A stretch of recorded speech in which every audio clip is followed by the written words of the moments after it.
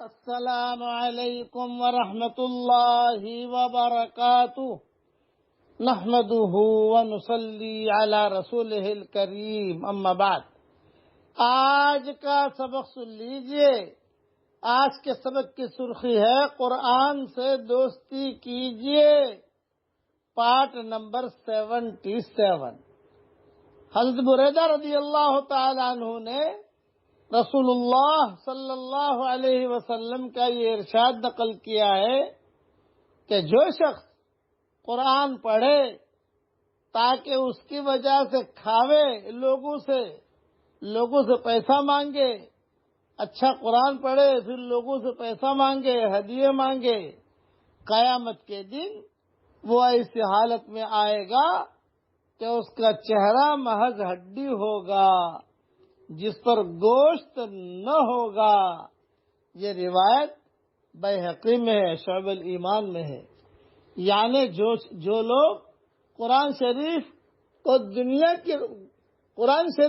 طلب دنیا کے غرض سے پڑھتے ہیں، ان کا آخرت میں کوئی حصہ نہیں ہے۔ عنقریب ایک جماعت آنے والی ہے جو قرآن شریف کے حروف کو اس طرح سیدھا کریں گے جس طرح تیر سیدھا کیا جاتا ہے، یعنی خوب سنواریں گے، ایک ایک حرف کو گھنٹوں درست کریں گے اور مخارج کی رعایت میں خوب تکلف کریں گے، اور یہ سب دنیا کے واسطے ہوگا۔ آخرت سے ان لوگوں کو کچھ بھی سروکار نہ ہوگا، آخرت سے کوئی لگاؤ نہیں، بس اچھی آواز اور اچھی طریقے سے جھوم جھوم کے پڑھنا تاکہ لوگ تعریف کریں، لوگ کہیں کہ واہ بھائی بڑی لمبی سانس ہے، بڑا اچھا پڑھا۔ مقصد یہ ہے کہ محض خوش آوازی اور محض لوگوں کو دکھانا اور بھی لوگوں سے پیسے لینا، فرمائے یہ بیکار ہے جبکہ اس میں اخلاص نہ ہو۔ محض دنیا کمانے کے واسطے کیا جائے، چہرے پر گوشت نہ ہونے کا مطلب یہ ہے کہ جب اس نے اشرف الاشیاء کو، سب سے زیادہ قیمتی جس قرآن ہے، اشرف الاشیاء کو ذلیل چیز کمانے کا ذریعہ کیا، دنیا کمانے کا ذریعہ کیا، تو اشرف الاعضاء جو بہترین چیزیں بدن میں وہ چہرہ ہے، اس کو اللہ تعالیٰ نے رونق سے محروم کر دیا۔ صرف ہڈی ہوگی، اس کے چہرے پر گوشت نہیں ہوگا۔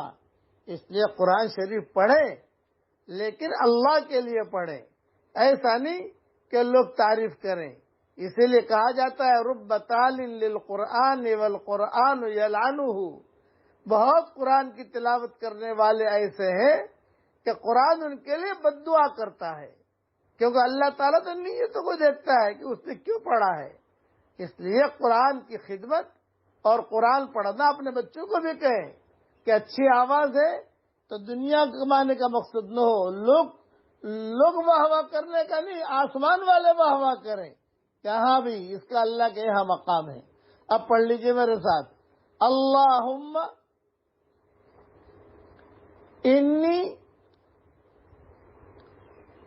اسألک علما نافعا ورزقا حلالا طیبا واسعا وشفاء من کل داء۔ یہ دعا پڑھتے رہنا چاہیے۔